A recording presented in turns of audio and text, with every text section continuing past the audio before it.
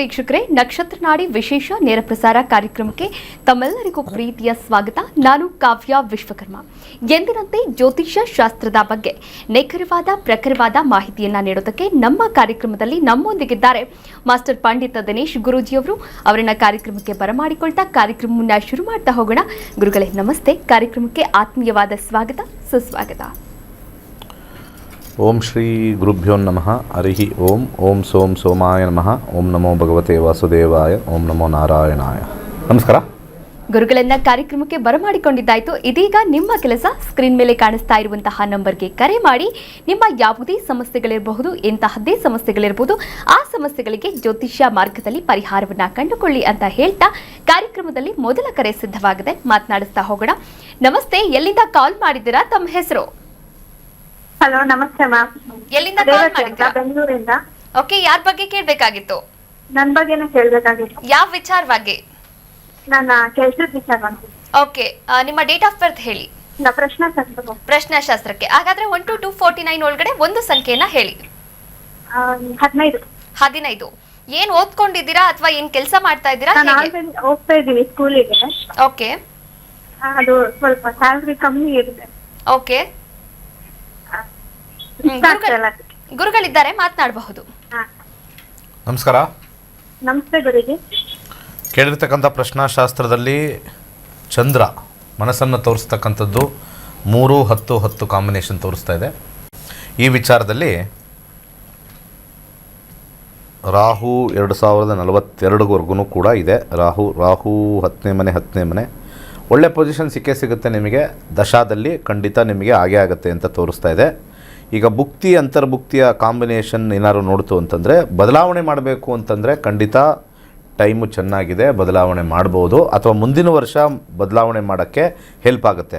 ಕೇಳಿರ್ತಕ್ಕಂಥ ಪ್ರಶ್ನಾಶಾಸ್ತ್ರದಲ್ಲಿ ರಾಹು 10ನೇ ಮನೆ ಬಂದಿರೋದ್ರಿಂದ ದುರ್ಗಾ ದೇವಸ್ಥಾನಕ್ಕೆ ಭೇಟಿ ಮಾಡ್ತಾಯಿರಿ. ಪ್ರತಿ ಒಂದು ಶುಕ್ರವಾರ ದಿವಸ ದುರ್ಗಾ ದೇವಸ್ಥಾನ ಇದ್ದರೆ, ಹಾಗೆ ದುರ್ಗಾ ಸಪ್ತಸತಿ ಚಾಂಟ್ ಮಾಡ್ತಾಯಿದ್ರಿ. ಯಾವ ಒಂದು ಮನೆ ಅದ್ಭುತವಾಗಿರುತ್ತೋ ಆ ಮನೆದು ಮಾತ್ರ ಚಾಂಟ್ ಮಾಡಬೇಕು. ತುಂಬ ಜನಕ್ಕೆ ಪ್ರಿಡಿಕ್ಷನ್ ಅನ್ನೋದು ತುಂಬ ಜನ ಗೊತ್ತಿಲ್ಲ. ಅನೇಕ ಜನ ಜ್ಯೋತಿಷರಿರ್ಬೋದು ಅಥವಾ ಪುರೋಹಿತರಿರ್ಬೋದು, ನೀವು ಕೆಟ್ಟ ಗ್ರಹಕ್ಕೆ ಮಂತ್ರ ಹೇಳಿ ಅಂತೀರ. ಮನೆಗೆ ಕಳ್ಳ ಬರ್ತಾನೆ. ಕಳ್ಳ ಬಂದಾಗ ನಾವು ಡೋರ್ ಹಾಕ್ಕೋಬೇಕಾ ಅಥವಾ ಆ ಕಳ್ಳನ ಹೆಸರು ಜಪ ಮಾಡಬೇಕಾ? ಅರ್ಥ ಮಾಡ್ಕೊಳ್ಳಿ. ಯಾವುದೇ ಕಾರಣಕ್ಕೂ ತುಂಬ ಜನ ಇದನ್ನೇ ಮಾಡೋದು. ನನ್ನ ಜಾತಕದಲ್ಲಿ ಶನಿ ಚೆನ್ನಾಗಿಲ್ಲ, ಸೊ ಶನಿ ಜಪ ಮಾಡಬೇಡ, ಜಪ ಮಾಡಬಾರ್ದು. ಯಾಕಂದರೆ ಅವನು ಬಂದಿರೋದೇ ನಿಮಗೆ ಕೆಟ್ಟದ್ದು ಮಾಡೋಕ್ಕೆ. ಅಥವಾ ರಾಹು ಅಥವಾ ಗುರುನೇ ಇರ್ಬೋದು, ಅಥವಾ ಶುಕ್ರನೇ ಇರ್ಬೋದು. ಇವರ ಒಂದು ಜಪವನ್ನು ಮಾಡಿದ್ರೆ ಖಂಡಿತ ಅದನ್ನು ಎನ್ಹ್ಯಾನ್ಸ್ ಆಗುತ್ತೆ. ಮ್ಯಾನಿಫೆಸ್ಟೇಷನ್ ಅನ್ನೋದು ತುಂಬ ಜನ ಕರೀತಾರೆ. ಮ್ಯಾನಿಫೆಸ್ಟೇಷನ್ ಅಂತ. ಮ್ಯಾನಿಫೆಸ್ಟೇಷನ್ ಅಂದರೆ ಏನು? ಬರ್ಮಾಡ್ಕೊಳ್ಳೋದು. ಯೋಚನೆ ಮಾಡಿ, what is the meaning of manifestation? ಈಗ ನನಗೆ ದುಡ್ಡು ಬೇಕು, ಐ ಆಮ್ ರಿಚ್, ನಾನು ಪಾಸಿಟಿವ್ ಆಗಿದ್ದೀನಿ, ಇದು ಮ್ಯಾನಿಫೆಸ್ಟೇಷನ್ ಮಾಡ್ತಾರೆ. ಅದನ್ನು ಬರ್ಮಾಡ್ಕೊಳ್ಳೋದು. ಅವರೇ ಹೇಳ್ತಾರೆ ಮ್ಯಾನಿಫೆಸ್ಟೇಷನಲ್ಲಿ ನೆಗೆಟಿವ್ ವರ್ಡ್ಸ್ ಯೂಸ್ ಮಾಡಬೇಡಿ ಅಂತ. ನನಗೆ ತುಂಬ ಕೋಪ ಬರುತ್ತೆ, ನೀವು ಅದು ಬರ್ಮಾಡ್ಕೊತಾ ಇದ್ದೀರಾ. ಹಾಗೆ ನಮ್ಮ ಜ್ಯೋತಿಷ್ಯ ಶಾಸ್ತ್ರದಲ್ಲಿ ಈ 9 ಗ್ರಹದಲ್ಲಿ ಕೆಲವು ಗ್ರಹಗಳು ಕೆಟ್ಟ ಪರಿಸ್ಥಿತಿಲಿರ್ತವೆ. ಅಂಥ ಗ್ರಹಗಳನ್ನು ನೀವೇನಾದರೂ ಹೋಗಿ ನವಗ್ರಹ ಶಾಂತಿ ಮಾಡಿದ್ರೆ ಇದೇ ಪ್ರಾಬ್ಲಮ್. ಒಂದು ತಿಳ್ಕೊಳ್ಳಿ, ನವಗ್ರಹನ ಶಾಂತಿ ಮಾಡಿದ್ರೆ ಆಶೀರ್ವಾದ ಮಾಡ್ತವೆ. ಆ ಆಶೀರ್ವಾದದಲ್ಲಿ ಯಾವುದಾದ್ರು ಕೆಟ್ಟದಿದ್ದರೆ ಕೆಟ್ಟದೇ ಆಶೀರ್ವಾದ ಮಾಡೋದು. ನಿಮಗೆ ಇನ್ನೇನಿರುತ್ತೆ? ನನಗೆ ನಿಮಗೇನು ಕೊಡಬೇಕು ಅಂತ ನಾನು ಬಂದಿದ್ದೀನೋ ಅದನ್ನು ಕೊಟ್ಟೋಗ್ತೀನಿ. ನನ್ನನ್ನು ಬ್ಲಾಕ್ ಮಾಡಿದರೆ ಹೆಂಗೋ ಹಿಂಗೂ ಕಿಟಕಿಲಿ ಹಾಕೋಗ್ತೀನಿ. ಸ್ವಲ್ಪ ನೀವು ಬಾಕ್ಲನ್ನೇ ತೆರೆದ್ರೆ ಫುಲ್ ದಬ್ತೀನಿ ಕೆಟ್ಟದ್ದನ್ನು. ಯೋಚನೆ ಮಾಡ್ಕೊಳ್ಳಿ. ಅದನ್ನೇ ನಾವು ಪ್ರೆಡಿಕ್ಷನಲ್ಲಿ ದಾನ ಅಂತ ಕರಿತೀವಿ. ದಾನ ಮಾಡಿದಾಗ ಕೆಲವು ನೆಗೆಟಿವಿಟಿ ದೂರ ಇರುತ್ತೆ. ಇದೇ ವಿಚಾರ ಮತ್ತೆ ಮುಂದೆ ಕಾಲಿದ್ರೆ ತೊಗೊಂಡು ಮಾತಾಡೋಣ. ಕರೆ ಮಾಡಿದ್ದಕ್ಕಾಗಿ ಧನ್ಯವಾದಗಳು. ಹೆಚ್ಚಿನ ಮಾಹಿತಿ ಬೇಕಾದಲ್ಲಿ ಸ್ಕ್ರೀನ್ ಮೇಲೆ ಕಾಣಿಸ್ತಾ ಇರುವಂತಹ ಗುರುಗಳ ನಂಬರ್ಗೆ ನೀವು ಕರೆ ಮಾಡಬಹುದಾಗಿದೆ. ಹೆಚ್ಚಿನ ಮಾಹಿತಿಯನ್ನ ಕೂಡ ಪಡೆದುಕೊಳ್ಳಬಹುದಾಗಿದೆ. ಮತ್ತೊಂದು ಕರೆ ಸಿದ್ಧವಾಗಿದೆ. ನಮಸ್ತೆ, ಎಲ್ಲಿಂದ ಕಾಲ್? ಓಕೆ, ಕರೆ ಕಟ್ಟಾಯಿತು ಅಂತ ಅಂದ್ಕೊಳ್ತೀನಿ. ವೀಕ್ಷಕರೇ, ನೀವು ಕೂಡ ಕರೆ ಮಾಡಬಹುದಾಗಿದೆ, ಮಾತನಾಡಬಹುದಾಗಿದೆ. ಯಾವುದೇ ಸಮಸ್ಯೆಗಳಾಗಿರ್ಬೋದು, ಶಿಕ್ಷಣ ಆಗಿರಬಹುದು, ಆರೋಗ್ಯ ಆಗಿರಬಹುದು, ಮದುವೆ, ವೈವಾಹಿಕ ಜೀವನ, ಕೋರ್ಟು ಕಚೇರಿ ಕೆಲಸ, ಯಾವುದೇ ಸಮಸ್ಯೆಗಳಿದ್ರೂ ಕೂಡ ಆ ಸಮಸ್ಯೆಗಳಿಗೆ ಜ್ಯೋತಿಷ್ಯ ಶಾಸ್ತ್ರದಲ್ಲಿ ಪರಿಹಾರ 99% ಇದೆ ಅಂತ ಹೇಳೋಕ್ಕಾಗಲ್ಲ. ಆದರೆ ಆ ಸಮಸ್ಯೆಗಳಿಗೆ ಒಂದು ರೀತಿಯ ಅಡೆತಡೆಗಳು ಬರದೇ ಇರುವ ಹಾಗೆ ಆ ಸಮಸ್ಯೆಗಳಿಗೆ ಪರಿಹಾರ ಭಾಗವಾಗಿ ಏನು ಮಾಡ್ಕೋಬೇಕೋ ಅದನ್ನ ಜ್ಯೋತಿಷ್ಯ ಶಾಸ್ತ್ರ ತಿಳಿಸ್ಕೊಡುತ್ತೆ. ಮತ್ತೊಂದು ಕರೆ ಸಿದ್ಧವಾಗಿದೆ, ಮಾತನಾಡಿಸ್ತಾ ಹೋಗೋಣ. ನಮಸ್ತೆ, ಎಲ್ಲಿಂದ ಕಾಲ್ ಮಾಡ್ತಾ ಇದ್ದೀರಾ? ತಮ್ಮ ಹೆಸರು? ನಮಸ್ತೆ ಮೇಡಮ್, ಸತೀಶ್ ಅಂತ ಹೇಳಿ ಮೇಡಮ್. ಓಕೆ, ಯಾರ ಬಗ್ಗೆ ಕೇಳಬೇಕಾಗಿತ್ತು ಸತೀಶ್? ನಮ್ಮ ಫ್ರೆಂಡ್ ಬಗ್ಗೆ ಕೇಳಬೇಕಾಯ್ತು ಮೇಡಮ್. ಯಾವ ವಿಚಾರವಾಗಿ? ಮದುವೆ ವಿಚಾರ ಮೇಡಮ್. ಮದುವೆ ವಿಚಾರವಾಗಿ. ಓಕೆ, ಅವರ ಡೇಟ್ ಆಫ್ ಬರ್ತ್ ಹೇಳಿ. ಪ್ರಶ್ನೆಶಾಸ್ತ್ರ ಮೇಡಮ್. ಓಕೆ, 1 to 249 ಒಳಗಡೆ ಒಂದು ಸಂಖ್ಯೆಯನ್ನ ಹೇಳಿ. 83 ಮೇಡಮ್. 83. ಓಕೆ, ಗುರುಗಳಿದ್ದಾರೆ, ಮಾತನಾಡಬಹುದು. ನಮಸ್ಕಾರ. ನಮಸ್ತೆ ಸರ್. 83 ಬಗ್ಗೆ ಮಾತಾಡಿದ್ದೀರಾ. ಒಂದು 7ನೇ ಮನೆ ವಿಚಾರದಲ್ಲಿ ಬರ್ತಾ ಇದೆ, ಹೇಳಿ. ಏನು ಕೇಳಬೇಕು ಸರ್? ಮ್ಯಾರೇಜ್ ಅದು ಬಹಳ ಡಿಲೇ ಆಗ್ತದೆ ಸರ್, ಯಾವಾಗ ಆಗುತ್ತೆ ಏನಾದರೂ? ಮದುವೆಗೆ 7ನೇ ಮನೆ ಅಲ್ವಾ? ನೀ ಇಷ್ಟೊತ್ತಿಗೆ ಜ್ಯೋತಿಷ ಕಲ್ತ್ಬಿಟ್ಟಿರ್ಬೇಕಾಯ್ತು. 7ನೇ ಮನೆ ವಿಚಾರ ಅಂತ ಹೇಳಿದೆ ಕೇಳಕ್ಕಿನ ಮುಂಚೆ. ಅದೇ ಜ್ಯೋತಿಷ್ಯದ ಒಂದು ಅದೃಷ್ಟ. ತುಂಬ ಜನಕ್ಕೆ ಇದು ಗೊತ್ತಿಲ್ಲ. ಪ್ರಶ್ನಾಶಾಸ್ತ್ರ ಹಾಕಿದ ತಕ್ಷಣವೇ ಹೇಳ್ಬೋದು ಯಾವ ವಿಚಾರಕ್ಕೆ ಇವ್ರು ಕೇಳ್ತಾ ಇದ್ದಾರೆ ಅಂತ. ಚಂದ್ರ ಮನಸೋ ಜಾತಃ. ನಮ್ಮ ಹಿಂದೂಗಳಿಗೆ ನಮ್ಮ ಸನಾತನ ಧರ್ಮದ ಶ್ರೇಷ್ಠತೆ ಖಂಡಿತ ಗೊತ್ತಿಲ್ಲ. ಎಸ್ಪೆಷಲಿ ಯುವಕರಿಗಂತೂ ಗೊತ್ತಿಲ್ಲ. ಇನ್ನು ವಯಸ್ಸಾದವ್ರಿಗೆ ಇದ್ರ ಮೇಲೆ ನಂಬಿಕೆ ಯಾಕೆ ಕಳ್ಕೊಂಡಿದ್ದಾರೆ ಅಂತಂದರೆ, ಜ್ಯೋತಿಷ್ಯ ಅಂತಂದರೆ ಪರಿಹಾರ ಅಂತ ತಿಳ್ಕೊಂಬಿಟ್ಟಿದ್ದಾರೆ. 2 ಕಡೆ ಪ್ರಾಬ್ಲಮ್ ಆಗಿದೆ ನಮ್ಮ ಹಿಂದೂಗಳಿಗೆ, 2 ಕಡೆ ಪ್ರಾಬ್ಲಮ್ ಆಗಿದೆ. ಸರಿ, ಇವ್ರದ್ದು ಕೇಳಿಬಿಟ್ಟು ಮುಂದೆ ಇದು ಮಾತಾಡೋಣ ಅದ್ರ ಬಗ್ಗೆ. ಕಸ್ಪ್ 7ನೇ ಮನೆ ಏನು ಹೇಳುತ್ತೆ ಅಂತಂದರೆ, ಬುಧ 8, 11, 1 ಬಂದಿದೆ. ಯಾವುದು ಬಂದರೂ ಕೂಡ ಫೈನಲ್ ಆಗಿ ಸಿಂಗಲ್ ಆಗಿ ಉಳಿತಾರೆ. ಯಾಕೆಂದರೆ ಇಲ್ಲಿ ನಾವು ಮ್ಯಾರೇಜ್ ಅಂತ ಹಾಕಿದಾಗ ಕಸ್ಪ್ ಹೇಳುತ್ತೆ ಏನು ನಡೀತಾ ಇದೆ ಅಂತ. ಹುಡುಗಿ ಬರ್ತಾ ಇದೆಯಾ ಇಲ್ವಾ? ಬರ್ತಾ ಇದೆ. ಆದರೆ ಸ್ಟಾರ್ಟಿಂಗಲ್ಲಿ 20% ಇದೆ. ಆದರೆ ಇಲ್ಲಿ ಮೂಲದಲ್ಲಿ ನಾವು ಟೇಸ್ಟಲ್ಲಿ ನೋಡಿದಾಗ 1, 4, 10 ಎಲ್ಲೋ ಒಂದು ಕಡೆ ನಿಮ್ಮ ಫ್ರೆಂಡಿಗೇ ಇಂಟ್ರೆಸ್ಟು 50% ಕಮ್ಮಿ ಇದೆ. ಇದನ್ನು ಫಸ್ಟ್ ಅಡ್ರೆಸ್ ಮಾಡಬೇಕು. ಇದಕ್ಕೆ ಶುಕ್ರನೇ ಕಾರಕ ಆಗಿರ್ತಕ್ಕಂಥದ್ದು ಅಂತ ನಾವು ನೋಡಿದಾಗ, ನನ್ನ ಅನುಭವದಲ್ಲಿ ಮತ್ತು ಬುಧನ ಒಂದು ಕಾಂಬಿನೇಷನ್ ಎರಡೂ ಬಂದಾಗ ಆಸಕ್ತಿ ಏನಾದರೂ ಇಲ್ವಾ ಅನ್ನೋದು ಡೌಟು. ವಿವಾಹ ಅಂದಾಗ ಏನು ಆಸಕ್ತಿ ಇರಬೇಕು ಅನ್ನೋದು ಎಲ್ಲರಿಗೂ ತಿಳಿದಿರ್ತಕ್ಕಂಥದ್ದು. ಆ ಆಸಕ್ತಿ ಇದೆಯಾ ವಿವಾಹದಲ್ಲಿ ಅಂತ ಚೆಕ್ ಮಾಡ್ಕೊಳ್ಳಿ. ನನ್ನ ಪ್ರಕಾರ ಸ್ವಲ್ಪ ಕಮ್ಮಿ ಇದೆ ಅಥವಾ ಝೀರೋನೂ ಇರೋ ಸಾಧ್ಯತೆ ಇದೆ. ಮದುವೆ ಶೀಘ್ರವಾಗಿ ಆಗಬೇಕು ಅಂತಂದಾಗ ಇಲ್ಲಿ 1, 4, 11 ಕಾಂಬಿನೇಷನಲ್ಲಿರ್ತಕ್ಕಂಥ ಒಂದು ವಿಚಾರದಲ್ಲಿ ನೋಡಿದಾಗ ಮೊಸರು ದಾನ ಮಾಡಿ, ಹಾಗೆ ಸಾಧ್ಯವಾದರೆ 7 ಮುಖದ ರುದ್ರಾಕ್ಷಿ ಹಾಕಿಸಿ ಡಿಸೈರ್ ಸ್ವಲ್ಪ ಜಾಸ್ತಿಯಾಗಿ ಫೈನಲೈಸ್ ಬೇಗ ಮಾಡ್ತಾರೆ. ಮುಂದಿನ ಕರೆಗೆ ಹೋಗೋಣ. ಕರೆ ಮಾಡಿದ್ದಕ್ಕಾಗಿ ಧನ್ಯವಾದಗಳು. ವೀಕ್ಷಕರೇ, ನೀವು ಕೂಡ ಕರೆ ಮಾಡಬಹುದಾಗಿದೆ, ಮಾತನಾಡಬಹುದಾಗಿದೆ. ಇದೇ ತಿಂಗಳ 18ನೇ ತಾರೀಕು ಒಂದು ಉಚಿತ ಕಾರ್ಯಾಗಾರ ಜ್ಯೋತಿಷ್ಯ ಆನ್ಲೈನ್ ಕ್ಲಾಸ್ ಕೂಡ ಇದೆ. ಈ ಒಂದು ಆನ್ಲೈನ್ ಕ್ಲಾಸ್ಗೆ ನೀವು ಕೂಡ ಜಾಯಿನ್ ಆಗಬಹುದು. ಜಾಯಿನ್ ಆಗಿ ಜ್ಯೋತಿಷ್ಯದ ಬಗ್ಗೆ ಹಲವಾರು ಮಾಹಿತಿಗಳನ್ನು ತಿಳಿದುಕೊಂಡು ಆನಂತರ ನಿಮಗೆ ಜ್ಯೋತಿಷ್ಯ ಕಲಿಯುವಂತಹ ಆಸಕ್ತಿ ಹೆಚ್ಚಾದಲ್ಲಿ ನೀವು ಕೂಡ ಆಗಸ್ಟ್ 10ನೇ ತಾರೀಕಿನಿಂದ 114ನೇ ಬ್ಯಾಚ್ ಆರಂಭವಾಗ್ತಾ ಇದೆ. ಈ ಒಂದು ಬ್ಯಾಚ್ಗೆ ನೀವು ಕೂಡ ರಿಜಿಸ್ಟರ್ ಆಗಿ ಜ್ಯೋತಿಷ್ಯವನ್ನು ಕಲಿಬಹುದು. ನಿಮ್ಮ ಜೀವನವನ್ನ, ನಿಮ್ಮವರ ಜೀವನವನ್ನ ನೀವೇ ರೂಪಿಸಿಕೊಳ್ಳಬಹುದಾಗಿದೆ. ಮತ್ತೊಂದು ಕರೆ ಸಿದ್ಧವಾಗಿದೆ. ನಮಸ್ತೆ, ಎಲ್ಲಿಂದ ಕಾಲ್ ಮಾಡ್ತಾ ಇದ್ದೀರಾ? ತಮ್ಮ ಹೆಸರು? ಹಲೋ, ನಾವು ರಶ್ಮಿ ಅಂತ. ಓಕೆ, ಯಾರ ಬಗ್ಗೆ ಕೇಳಬೇಕಾಗಿತ್ತು? ಮಗನ್ ಬಗ್ಗೆ. ಯಾವ ವಿಚಾರವಾಗಿ? ಆರೋಗ್ಯ. ಆರೋಗ್ಯ. ಓಕೆ, ಪ್ರಶ್ನಾಶಾಸ್ತ್ರಕ್ಕೆ ಹೋಗ್ತೀರಾ ಅಥವಾ ಡೇಟ್ ಆಫ್ ಬರ್ತ್ ಹೇಳ್ತೀರಾ? ಡೇಟ್ ಆಫ್ ಬರ್ತ್ ಹೇಳಿಮ್ಮ. 25/4. 25/4. 2011. 2011. ಓಕೆ, ಹುಟ್ಟಿದ ಸಮಯ? 1:44 PM. 1:44 ಮಧ್ಯಾಹ್ನನಾ? PM. ಓಕೆ, ಹುಟ್ಟಿದ ಸ್ಥಳ? ಚಿಕ್ಕಮಂಗ್ಳೂರು. ಚಿಕ್ಕಮಂಗ್ಳೂರು. ಏನಾಗಿದೆ ಆರೋಗ್ಯದಲ್ಲಿ? ಅವ್ನಿಗೆ ಸ್ವಲ್ಪ ಇವಾಗಿಂದಾನೆ ಗ್ಯಾಸ್ಟ್ರಿಕ್ ಸಮಸ್ಯೆ, ಹೊಟ್ಟೆ ನೋವು, ನೈಟ್ ಎಲ್ಲ ಬರುತ್ತೆ, ಆ ರೀತಿ ಎಲ್ಲ ಆಗ್ತಿದೆ. ನಾನೊಂದ್ಸಲ ಗುರುಜಿ ಹತ್ರ ಮಾತಾಡಿದ್ದೆ. ಗುರುಗಳಿದ್ದಾರೆ, ಮಾತನಾಡಬಹುದಮ್ಮ. ಸರಿ, ಮಾತಾಡಿದ್ರೆ ಆಮೇಲೆ? ನಮಸ್ತೆ ಗುರುಜಿ. ನಮಸ್ಕಾರ. ರಾಹು ಸ್ಟಾರ್ಟ್ ಆದ್ಮೇಲೆ ಆರೋಗ್ಯ ಸಮಸ್ಯೆ ಏನು ಇರಲ್ಲ ಅಂತ ಹೇಳಿದ್ರಿ ನೀವು. ದಾನ ಕೊಡೋದಕ್ಕೆಲ್ಲ ಹೇಳಿದ್ರಿ, ಕೊಟ್ಟಿದ್ದೆ. ಬಟ್ ಆರೋಗ್ಯ ಸಮಸ್ಯೆ ರಾಹು ಸ್ಟಾರ್ಟ್ ಆದ್ಮೇಲೆ ಜಾಸ್ತಿ ಆಗ್ತಿದೆ ಅವನಿಗೆ. ಏನು ಪ್ರಾಬ್ಲಮ್ ಹೀಗೆ ಏನಿಲ್ಲ, continue ಮೇಜರ್ ಏನೂ ಆಗುತ್ತಾ? ಇಲ್ಲ, ಮೇಜರ್ ಏನು ತಲೆ ಕೆಡಿಸ್ಕೊಳ್ಳೋಂಗಿಲ್ಲ. ಈಗ ನೀವು ಹೇಳಿದ ಕಾಯಿಲೆ ಏನಂತ ಹೇಳಿದ್ರೆ? ಗ್ಯಾಸ್ಟ್ರಿಕ್ ತರ ಸರ್, ಅಂದ್ರೆ ರಾತ್ರಿ ಹೊಟ್ಟೆ ನೋವು ಬರುತ್ತೆ ಅವನ್ಗೆ. ರಾತ್ರಿ ಹೊಟ್ಟೆ ನೋವು ಬರುತ್ತೆ, ಹ್ಮ್. ಗ್ಯಾಸ್ಟ್ರಿಕ್. ಸ್ಕ್ಯಾನಿಂಗ್ ಮಾಡಿಸಿದ್ದೀರಾ? ಹಾ ಸರ್, ಎಂಡೋಸ್ಕೋಪಿ ಎಲ್ಲ ಮಾಡಿದ್ದೀವಿ ಸರ್. ಎಂಡೋಸ್ಕೋಪಿ ಅದರಲ್ಲಿ ಏನು ಬಂತು? ಅದೇ ಗ್ಯಾಸ್ಟ್ರಿಕ್ ತರ ಆಗಿದೆ ಅಂತ ಎಲ್ಲ ಹೇಳಿದ್ರು. ಎಚ್ ಪೈಲರಿ ಅಂತ ಹೇಳಿದ್ರು. ಏನಂದ್ರೆ? ಎಚ್ ಪೈಲರಿ ಬ್ಯಾಕ್ಟೀರಿಯಾ ಇದೆ ಅಂತ ಎಲ್ಲ ಟ್ರೀಟ್ಮೆಂಟ್ ಕೊಟ್ಟಿದ್ವಿ ಒಂದ್ಸಲ, ಆದ್ರೂ ಮತ್ತೆ ಮತ್ತೆ ಹಂಗೆ ಆಗ್ತಿದೆ ಅವನ್ಗೆ. ಸೊ ಅದ್ರಂದ್ರೆ ಏನದು? ಬರೀ ಜಸ್ಟ್ ಒಂದು ಟ್ಯಾಬ್ಲೆಟ್ ಅಷ್ಟೇ ಅಲ್ವಾ? ಆಪರೇಷನ್ ಏನು ಹೇಳಿದಾರಾ? ಇಲ್ಲ ಇಲ್ಲ, ಆ ರೀತಿ ಏನು ಹೇಳಿಲ್ಲ, ಟ್ಯಾಬ್ಲೆಟ್ ಮಾತ್ರ ಕೊಟ್ಟಿದ್ರು. ಟ್ಯಾಬ್ಲೆಟ್ ಮಾತ್ರ, ಆಪರೇಷನ್ ಇಲ್ಲ ತಾನೆ? ಆಪರೇಷನ್ ಏನು ಹೇಳಿಲ್ಲ. ಗ್ಯಾಸ್ಟ್ರಿಕ್ ಅಂದ್ರೆ ಏನು? ಉರಿತೇಗೆ ಬರುತ್ತಾ ಏನು ಅವ್ರಿಗೆ? ಯಾವ ಥರ ಅದು? ಆ ರೀತಿ ಏನಿಲ್ಲ, ಅವನ್ಗೆ ರಾತ್ರಿ ಊಟ ಆದ ತಕ್ಷಣ ಹೊಟ್ಟೆ ನೋವು ಬರುತ್ತೆ. ಏನು ದಾನ ಸಜೆಸ್ಟ್ ಮಾಡಿದ್ದೆ? ಹೆಸರು ಕಾಳು ಮತ್ತೆ ಅಕ್ಕಿ, ತೊಗರಿ ಬೇಳೆ. ಹೆಸರು ಕಾಳು ತೊಗರಿ ಬೇಳೆ. ಹೆಸರು ಕಾಳು ತೊಗರಿ ಬೇಳೆ. ಹ್ಮ್. 8, 4, ಓಕೆ, 8, 10. ಸೊ ನೀವು ಮಾಡಿದ್ದು ಮಂಗಳ ದಶದಲ್ಲಿ ಏನೋ ಮಾಡಿರ್ಬೇಕು ಅನ್ಸುತ್ತೆ. ಮಂಗಳ ದಶದಲ್ಲಿ ನೀವು ಮಾಡೋದು ಕೇಳಿದ್ರಿ. ಅಂದ್ರೆ ಪ್ರತಿ ಸಂಧಿ ಕಾಲ ದಶದಲ್ಲೂ ನೀವು ಬರುತ್ತೆ, ಕಾಲ್ ಏನು ಮಾಡ್ತಾ ಇರ್ತೀರಾ? ಪೂಜೆಗೆ. ಪ್ರತಿ ದಶದಲ್ಲೂ ನೀವು ಕಾಲ್ ಮಾಡ್ತಾ ಇರ್ತೀರಾ? ಅದೇ ನಾನು ಅಂದ್ರೆ ಅನ್ಕೊಂಡೆ, ಸಮಸ್ಯೆ ಮಂಗಳ ಏನು ದಶದಲ್ಲಿ ಇರಲ್ಲ. ಮಂಗಳ ಹೆಂಗ್ ಕೊಟ್ಟೆ ಅಂತ ಯೋಚನೆ ಮಾಡ್ತಾ ಇದ್ದೀನಿ. ಮಂಗಳನಲ್ಲಿ 8, 4 ಇದೆ, ಮಂಗಳ ಮುಗೀತು. ಮಂಗಳನಲ್ಲಿ ಪ್ರಾಬ್ಲಮ್ ಇತ್ತು. ಆ ಪ್ರಾಬ್ಲಮ್ ಮತ್ತೆ ರಾಹುನಲ್ಲಿ ಟ್ರಾನ್ಸ್ಫರ್ ಆಗಿದೆ, ಬಟ್ ಆದರೆ ಗ್ರಹ ಬೇರೆ ಕ್ಯಾರಿ ಮಾಡ್ತಾ ಇದೆ. ಆ ಗ್ರಹ ಯಾವುದು? ಶುಕ್ರ ಗ್ರಹ ಕ್ಯಾರಿ ಮಾಡ್ತಾ ಇದೆ. ಶುಕ್ರನಿಗೆ ಇವಾಗ ಮಾಡ್ಬೇಕು, ಅದು ಮುಗೀತದು. ಈಗ ಟ್ರಾನ್ಸ್ಫರ್ ಆಗ್ಬೋದು ಅಧಿಕಾರ. ಈಗ ನಾನೊಬ್ಬ ಪೊಲೀಸ್ ಇನ್ಸ್ಪೆಕ್ಟ್ರು, ಕಳ್ಳನ ಹಿಡ್ದಿರ್ತೀನಿ, ಅವನಿಗೆ ಚೆನ್ನಾಗಿ ಹೊಡಿತಾ ಇರ್ತೀನಿ.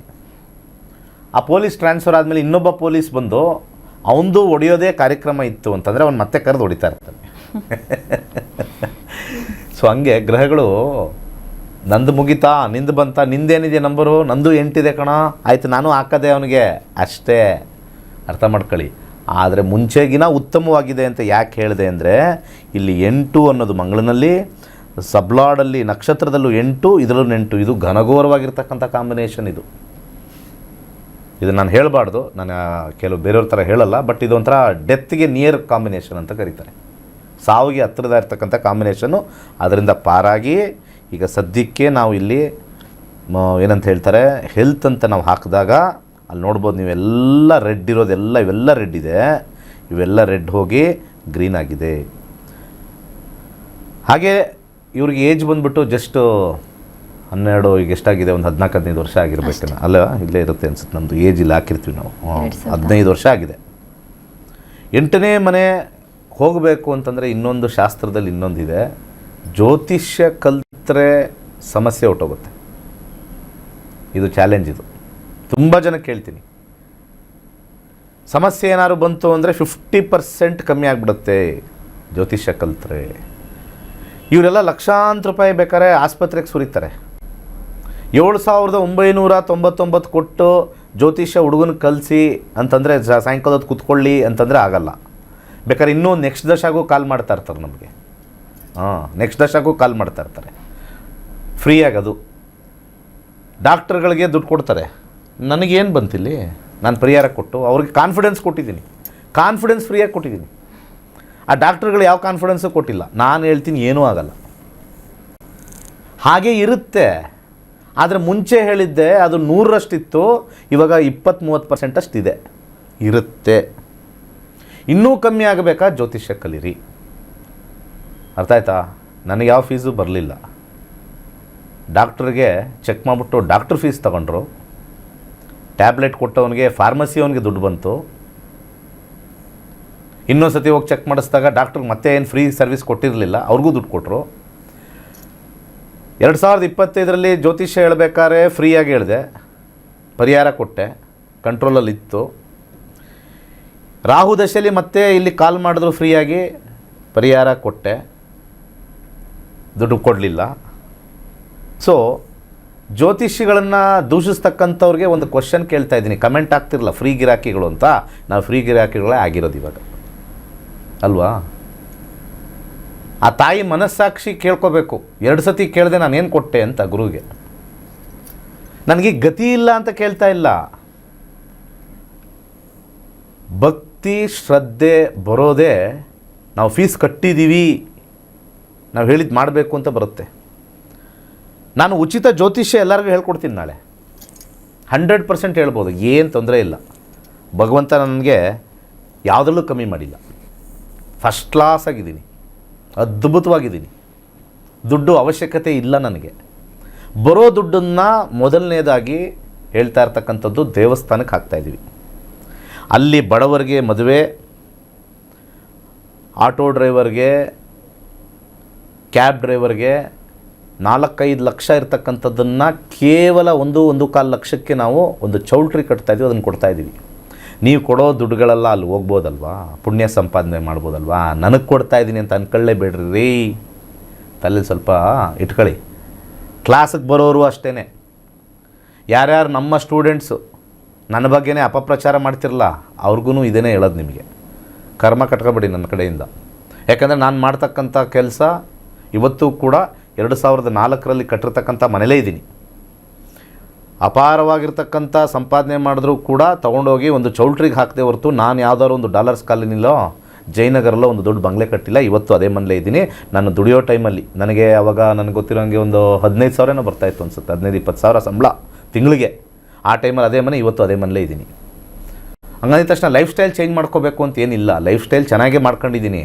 ಅದ್ರ ಜೊತೆಗೆ ಎಲ್ಲಿ ನಾವು ಹಾಕಬೇಕು, ಜನಗಳಿಗೆಲ್ಲ ಒಳ್ಳೆಯದಾಗಬೇಕು, ಪಬ್ಲಿಕ್ಕಿಗೆ ಎಲ್ಲಿ ಸೇವೆ ಮಾಡಬೇಕು. ಕೆಲವೊಂದು ಸತಿ ಮಾಡಿದ್ದನ್ನು ಹೇಳ್ಕೋಬಾರ್ದು ಅಂತ ಹೇಳ್ತಾರೆ, ಅದು ಸತ್ಯಯುಗದಲ್ಲಿ. ಕಲಿಯುಗದಲ್ಲಿ ನಾವು ಮಾಡಿದ್ದನ್ನು ಹೇಳಲೇಬೇಕು. ಯಾಕಂದರೆ ಜನಗಳಿಗೆ ಇದಿಲ್ಲ, ಇದು ಇಲ್ಲ, ಇಲ್ಲೂ ಇಲ್ಲ, ಇಲ್ಲಿರ್ಬೇಕು ಯಾವಾಗಲೂ, ಅಟ್ಲೀಸ್ಟ್ ಇಲ್ಲಾರು ಇರಲಿ ಅಂತ. ಇವೆರಡೂ ಇಲ್ಲದೆ ಇದ್ದಾಗೆ ಪ್ರಾಬ್ಲಮ್ ಇಲ್ಲಿರ್ತದೆ, 3 ಕಡೆ ಇರ್ತದೆ. ಜನಗಳು ಮಾತಾಡೋದು ನೆಗೆಟಿವು, ಇಲ್ಲಿರ್ತದೆ. ಜನಗಳಿಗೆ ಸದ್ಯಕ್ಕೆ ಇಲ್ಲಿರುತ್ತೆ. ಇಲ್ಲಾದರೂ ಬಂದರೆ ಓಕೆ ಇವನೇನೋ ಮಾಡ್ತಾನೆ, ಬುದ್ಧಿಲಿದೆ ಅಂತ ಹೇಳ್ಬೋದು. ಇಲ್ಲಿದ್ದರೆ ಅಭಿಮಾನ ಜಾಸ್ತಿ, ಅರ್ಥ ಆಯ್ತಲ್ವಾ? ಸೊ ಅದು ಹಾಕ್ಕೊಂಡ್ರೆ ಹೋಗ್ಬಿಡುತ್ತೆ. ನಮ್ಮದೊಂದೇ ಕರ್ನಾಟಕದಲ್ಲಿ ಒಂದೇ ಒಂದು ಪ್ರೋಗ್ರಾಮ್ ನಕ್ಷತ್ರ ನಾಡಿ, ನಿಜಾಯಿತಿ ಹೇಳ್ತೀವಿ, ಸತ್ಯ ಹೇಳ್ತೀವಿ, ಹಾಳು ಮಾಡೋದಿಲ್ಲ. ಯಾರಿಗೂ ಕರೆಸ್ಬಿಟ್ಟು 1 ಲಕ್ಷ 2 ಲಕ್ಷ ಪೂಜೆ ಮಾಡಿಸಿಲ್ಲ. ಎಲ್ಲ ಜ್ಯೋತಿಷಿಗಳು ದೊಡ್ಡದಾಗಿ ಹೊಟ್ಟೆ ತುಂಬಿಸ್ಕೊಂಡವ್ರೆ. ಕಲ್ಯಾಣ ಮಂಟಪಗಳು ಕಟ್ಟೋರು ಇಲ್ವೋ ಗೊತ್ತಿಲ್ಲ ನನಗೆ. ದೇವಸ್ಥಾನಗಳು ಮಾಡಿ ಬಡವರಿಗೆಲ್ಲ ಅನ್ನದಾನ ಮಾಡ್ತಾಯಿರ್ತಾರೆ ಗೊತ್ತಿಲ್ಲ, ಅದು ನಾವು ಮಾಡ್ತಾಯಿದ್ದೀವಿ. ನಾವು ವಿದ್ಯಾದಾನ ಮಾಡ್ತಾಯಿದ್ದೀವಿ, ಮುಂದಕ್ಕೆ ಅನ್ನದಾನ ಮಾಡ್ತೀವಿ. ಇನ್ನೊಂದು ಮದುವೆನೂ ಕೂಡ ದಾನ ಮಾಡ್ತಕ್ಕಂಥದ್ದು ಸ್ಟಾರ್ಟ್ ಮಾಡ್ತಾಯಿದ್ದೀವಿ ಎಲ್ಲ ಮುಂದೆ. ಇವೆಲ್ಲ ಕಾರ್ಯಕ್ರಮ ಆಯೋಜನೆ ಮಾಡಿದ್ದೀವಿ. ಸೊ ನಾನು ನಿಮಗೆ ಹೇಳೋದು ಏನು ಅಂಕೆ, ನಾನು ಹಿಂಗೆ ಕೇಳಿದೆ, ಯಾರು ಅನ್ಕೋಬೋದು ಇವನು ಫ್ರೀಯಾಗಿ ಕೇಳೋರಿಗೆಲ್ಲ ಬೈತಾನೆ, ಅವ್ನು ಕೂತಿರೋದೆಲ್ಲ ಹೇಳೋಕ್ಕೆ ಅಂತಂದರೆ. ಆದರೂ ನೀವು ಕೇಳಿರೋದು ಸೀರಿಯಸ್ ಆಗಿ ಕೆಲಸ ಮಾಡಬೇಕು ಅಂತಂದರೆ ಅಲ್ಲಿ ಒಂದು ದಾನಕ್ಕೆ ನಾವು ಸಜೆಸ್ಟ್ ಮಾಡ್ತೀವಿ. ಎಷ್ಟು ಜನ ಫ್ರೀ ತಗೊಂಡಿರ್ತಕ್ಕಂಥವ್ರು ಈ ಪ್ರೋಗ್ರಾಮಲ್ಲಿ ಕಾಲ್ಸ್ ತಗೊಂಡಿರೋರು ನಮ್ಮ ದೇವಸ್ಥಾನಕ್ಕೆ ಏನಾದರೂ ಒಂದು ಇರಲಿ ಗುರುಗಳೇನೋ ಮಾಡ್ತವ್ರೆ ಅಂತ ಕೊಟ್ಟಿದ್ದೀರಾ, ಕಾಲ್ ಮಾಡಿಬಿಟ್ಟು ನಮ್ಗೆ ಕರೆ ಮಾಡಿದ್ವಿ, ನಮಗೆ ಈ ಥರ ಪರಿಹಾರ ಕೊಟ್ಟರು, ನಮಗೆ ಪರಿಹಾರ ಆಗುತ್ತೋ ಇಲ್ವೋ ಅದು ಬೇರೆ ಪ್ರಶ್ನೆ, ನಾವು ಒಂದು ಕಾಣಿಕೆ ಕೊಡಬೇಕು ದೇವಸ್ಥಾನಕ್ಕೆ. ಎಷ್ಟು ಜನ ಕೊಟ್ಟಿದ್ದೀರಪ್ಪ? ಯಾಕೆ ನಾವು ಮಾಡ್ತಕ್ಕಂಥ ಕಾರ್ಯ ಇದು ಯಾಕೆ ಏನಂತಂದರೆ ನೀವು ಮಾಡಿರ್ತಕ್ಕಂಥ ಕಾರ್ಯ ನಾನು ಹೇಳಿರ್ತಕ್ಕಂಥ ಕೆಲಸಕ್ಕೆ ಕಾಯುತ್ತೆ. ಯಾಕೆ ನಾನು ಮಾಡ್ತಕ್ಕಂಥ ಒಂದು ಕಾರ್ಯ ಒಂದು ಪಬ್ಲಿಕ್ಕಿಗೆ ಮಾಡ್ತಾ ಇರ್ತಕ್ಕಂಥದ್ದು. ಸೊ ಆ ಕಾರ್ಯಕ್ಕೆ ನೀವು ನಮಗೆ ಸಪೋರ್ಟ್ ಮಾಡಿದ್ರೆ ನಾನು ಹೇಳಿರ್ತಕ್ಕಂಥ ವಿಚಾರದಲ್ಲಿ ಫಲಿತಾಂಶ ಬೇಗ ಬರುತ್ತೆ. ಇಲ್ಲ ಅಂದರೆ ಸಾಲ್ವೇ ಆಗಲ್ಲ. ಆಮೇಲೆ ಕಾಲ್ ಮಾಡ್ತಾರೆ ಅದು, ಗುರುಗಳೇ ಲಾಸ್ಟ್ ಟೈಮ್ ಹೇಳಿದ್ರಿ ನೀವು ಈ ಥರ ಆಗ್ಬಿಡುತ್ತೆ ಒಳ್ಳೇದಾಗುತ್ತೆ ಅಂತ. ಎಲ್ಲಿಂದ ಆಗುತ್ತೆ? ಭಗವಂತ ಬಿಡಲ್ಲ. ಗುರುಗಳ ಉದ್ದೇಶ ಚೆನ್ನಾಗಿತ್ತು, ನಿನ್ನ ಉದ್ದೇಶ ಚೆನ್ನಾಗಿರಲಿಲ್ವಲ್ಲ ಅಂತ ಮಾಡಿಸಲ್ಲ. ಇದನ್ನು ಚೆನ್ನಾಗಿ ಅರ್ಥ ಮಾಡ್ಕೊಳ್ಳಿ. ನಿಮ್ಮ ಹುಡುಗನ ಜಾತಕದಲ್ಲಿ ರಾಹು 5ನೇ ಮನೆ ಇರೋದ್ರಿಂದ 5ನೇ ಮನೆಗೆ 8 ಮುಖದ ರುದ್ರಾಕ್ಷಿ ಹಾಕಿ ಬಲಗೈ ಮಧ್ಯದ ಬೆರಳಿಗೆ ಸಾಧ್ಯವಾದರೆ ಗೋಮೇಧಿಕ ಧರಿಸಿ, ಅದ್ರ ಜೊತೆಗೆ 11ನೇ ಮನೆ ಇರ್ತಕ್ಕಂಥ ಒಂದು ಕಾಂಬಿನೇಷನ್ ನಾವು ನೋಡಿದಾಗ ಕೇತುಗೆ ಒಂದು ಬ್ರೌನ್ ಕಲರ್ ಕರ್ಚೀಫ್ ಯೂಸ್ ಮಾಡಿ ಪ್ರತಿನಿತ್ಯ ಬೆಳಿಗ್ಗೆ ಎದ್ದಿದ ತಕ್ಷಣ ಮೆಂತ್ಯ ನೀರನ್ನು ಕುಡಿರಿ. ಸಂಜೆ ಮಜ್ಜಿಗೆ ಜೊತೆ ಯಥೇಚ್ಛವಾಗಿರ್ತಕ್ಕಂಥ ಇಂಗು ಹಾಕಿ ಕುಡಿಸಿ 21 ಡೇಸ್ ಆದಮೇಲೆ ನಿಮಗೆ ಗೊತ್ತಾಗುತ್ತೆ ಫಸ್ಟ್ ಕ್ಲಾಸಾಗಿ ಚೇಂಜ್ ಆಗಿದೆ ಅಂತ. ಒಂದು ಮಂತ್ರನೂ ಕೊಟ್ಬಿಡ್ತೀನಿ ಲಾಸ್ಟಲ್ಲಿ, ಓಂ ಕಾಂ ಕಾಳರಾತ್ರಿಭ್ಯಾಂ ನಮಃ ಅಂತ ಹೊಟ್ಟೆ ಇಟ್ಕೊಂಡು ಹೇಳ್ಕೊಳ್ಳಿ, ಕ್ಲೀನಾಗಿ ಹೊಟ್ಟೋಗುತ್ತೆ. ಒಳ್ಳೆಯದಾಗಲಿ. ವೀಕ್ಷಕರೇ, ಇವತ್ತಿನ ಕಾರ್ಯಕ್ರಮದಲ್ಲಿ ಗುರೂಜಿಯವರು ಸಾಕಷ್ಟು ಮಾಹಿತಿಯನ್ನು ನೀಡಿದರು. ನೀವು ಕೂಡ ಜ್ಯೋತಿಷ್ಯವನ್ನು ಕಲಿಬಹುದಾಗಿದೆ. ಆಗಸ್ಟ್ 10ನೇ ತಾರೀಕಿನಿಂದ 114ನೇ ಬ್ಯಾಚ್ ಆರಂಭವಾಗ್ತಾ ಇದೆ. ಈ ಒಂದು ಬ್ಯಾಚ್ಗೆ ನೀವು ಕೂಡ ರಿಜಿಸ್ಟರ್ ಆಗಿ ಜ್ಯೋತಿಷ್ಯವನ್ನು ಕಲೀರಿ ಅಂತ ಹೇಳ್ತಾ ಇವತ್ತಿನ ಕಾರ್ಯಕ್ರಮವನ್ನು ಮುಗಿಸುವಂತಹ ಹಂತಕ್ಕೆ ತಲುಪಿದ್ದೇವೆ. ಸಾಕಷ್ಟು ವಿಚಾರಗಳನ್ನು ನೀಡಿದಂತಹ ದಿನೇಶ್ ಗುರೂಜಿಯವರು ಇವತ್ತು ನಮ್ಮ ಕಾರ್ಯಕ್ರಮದಲ್ಲಿದ್ದರು. ಗುರುಗಳೇ, ಧನ್ಯವಾದಗಳು. ಸರ್ವೇ ಜನ ಸುಖಿನೋ ಭವಂತು. ವೀಕ್ಷಕರೇ, ಇದಾಗಿತ್ತು ಇವತ್ತಿನ ನಕ್ಷತ್ರ ನಾಡಿ ವಿಶೇಷ ನೇರ ಪ್ರಸಾರ ಕಾರ್ಯಕ್ರಮ. ನೋಡ್ತಾ ಇರಿ ಕರ್ನಾಟಕ ನ್ಯೂಸ್ ಬೀಟ್. ನ್ಯಾಯ ನಮ್ಮೊಂದಿಗೆ, ನಾವು ನಿಮ್ಮೊಂದಿಗೆ.